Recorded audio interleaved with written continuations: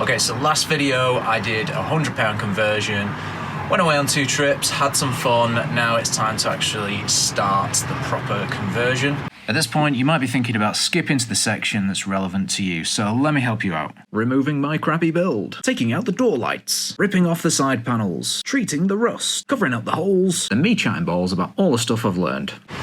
So today I'm going to be stripping everything out that I've built, all these things, and we're going to be taking up the floor. I'll try and make this as quick as possible because I hate those long boring videos. So, time lapse. All the crap is out of the van and I've already encountered a problem. My van lives over the road. My house is tiny with no driveway, so even just shipping the stuff backwards and forwards is taking way longer than I expected.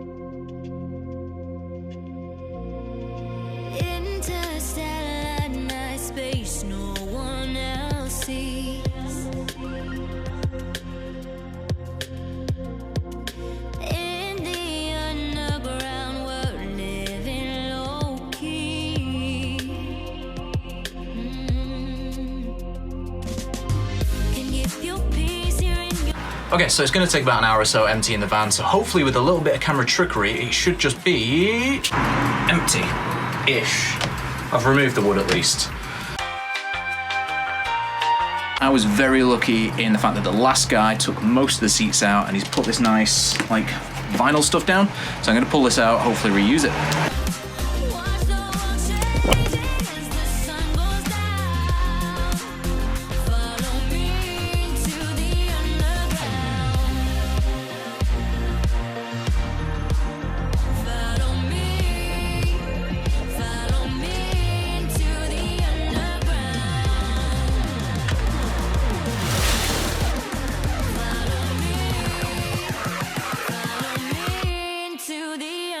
Now I was really hoping to reuse this because even 17 years old, it's still really good quality, but there's so many holes in it from the seats and so many splits that I'm just not going to be able to use it. Okay, I just went to lift the floor out and this is a really nice surprise that it's actually in half. But yeah, it's going to make it much easier for removing it and it's going to make it much easier for cutting the templates later on. Another little surprise I have just realised is this is actually a soundproof coating, which is gonna save me some money.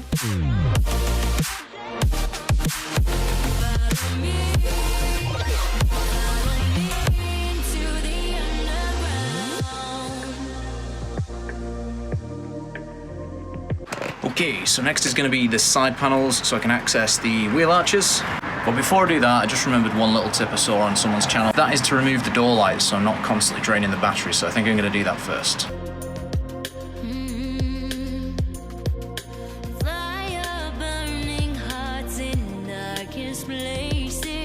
Taking the side panels off now, no idea what's behind them, but I'm going to remove them, this one and this one for now, just so I can get to the wheel arch, and then I'll figure out what I'm doing next.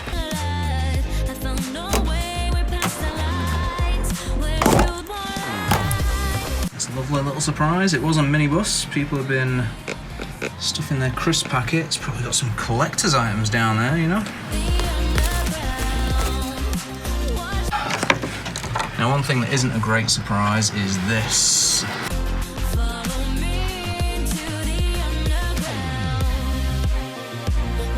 So whilst I was pulling the side bits off, I found a nasty bit of rust right next to this wheel arch here. Now to start with, I did just get a couple of wire brushes because I thought it was just basic surface rust, but it's an absolute pain in the arse. So I ordered a load of wire brush attachments from Amazon. As you can see here, there's loads of different shapes to fit in all the gaps. I also ordered a drill extension to fit behind the framework. So I got out the wire brushes, we're gonna stick them in the drill and get rid of the rest of this rust.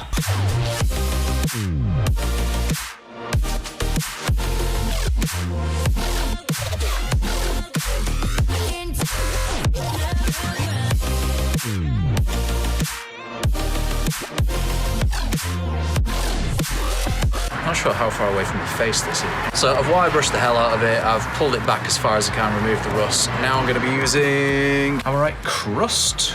K-rust, Q-rust, something like that. So yeah, I'm just going to clean the excess rust off with a brush. Then I'm going to use compressed air. And then I'm gonna do a test area to see what it looks like.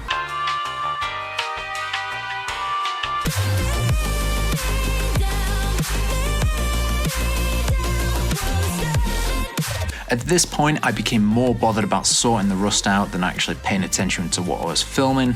You've got to put a layer on this and then leave it for a long time, wait until it turns black, and then you can start treating it. After it turned black, I decided to treat it with this red oxide primer. So for best results, it says to give it 2 coats. Leave the first coat for at least 12 hours, which I gave it longer. Then I applied a second coat. But I will be checking underneath because it was quite deep and I want to make sure it's not gone all the way through. Now that the rust is sorted on the wheel arches, next job is going to be filling the holes that have been left from where the seats were bolted in. To fill in the holes, I'm basically just going to put some sealant on the screws and put them back in. I've had a look through, most of the holes are clear. There will be 1 or 2 that there's something in the way, so I'm going to make sure I'm not hitting anything when I put the screws back in. If there is, I'll just have to trim them bolts down and then put them back in.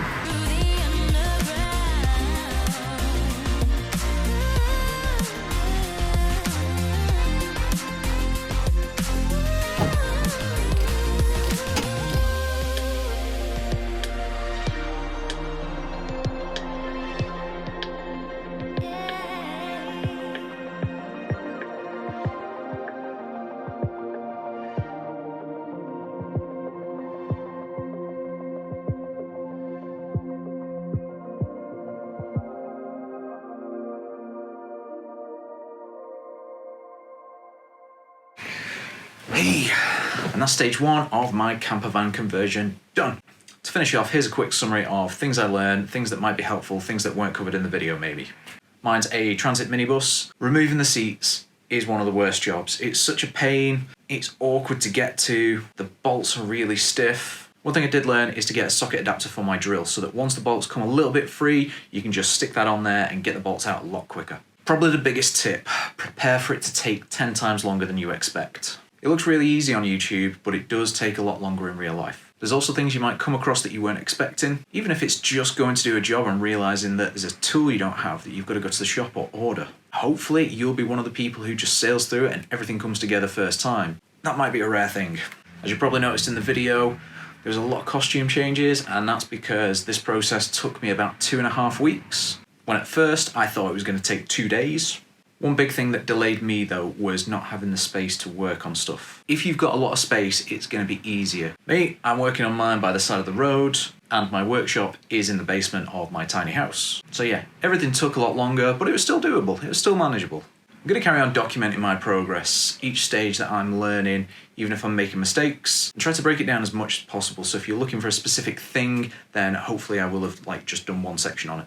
And of course, if anyone's got any tips, advice, wants to tell me how badly I did, then yeah, just put a message in the comments below and I'll get to you as soon as I can. So I hope this video was helpful in some way, even if it's just looking at me doing something and thinking that is a really bad way of doing it, so you do it a completely different way and have more success than I did. And if you're not doing a campervan conversion, you just like watching these videos, then hopefully it was slightly entertaining. If you're still here, I'm guessing it was. Let me know in the comments. See you in the next video.